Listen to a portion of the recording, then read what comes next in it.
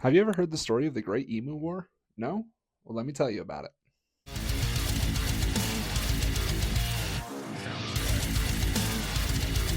In November and December of 1932, Western Australia was literally under attack by thousands of emus. So, what did they do about all this and how did it happen? Well, after World War One, a bunch of veterans were given land in Western Australia to farm wheat, which is great until the Great Depression happened. But unfortunately for these newfound farmers, the Great Depression hit in 1932. Wheat prices collapsed, but the government still wanted production. At the same time that the Great Depression was going on, about 20,000 emus migrated after the breeding season to the farmlands because the abundant water from irrigation and tons of crops. So they just moved in. Although emus are pretty cool, they caused a ton of damage.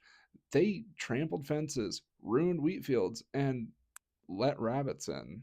And if you know from previous stories, rabbits could be a pretty big problem. The farmers were overrun with emus and rabbits now, and they couldn't do anything. Any standard means wouldn't stop the problem.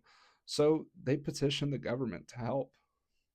The Minister of Defense, Sir George Pierce, agreed to send troops, mostly because he thought it could be framed as good training for troops.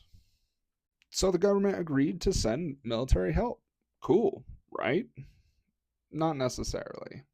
The government sent a whopping two soldiers, Major G.P.W. Meredith and Sergeant S. McMurray.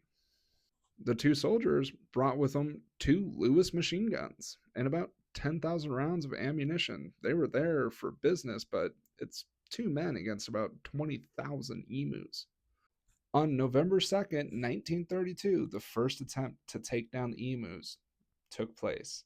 The soldiers, they spotted about 50 emus, began firing, their machine gun jammed, and only a handful of the emus were taken out.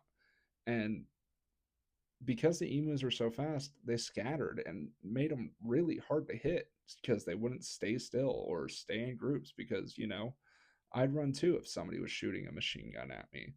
The second attempt took place on November 4th, 1932, where they spotted about 1,000 emus. They opened fire. Again, the emus just scattered. And at the end of the day, they only took out 12 emus out of 1,000. Pretty good odds for the emus at this point.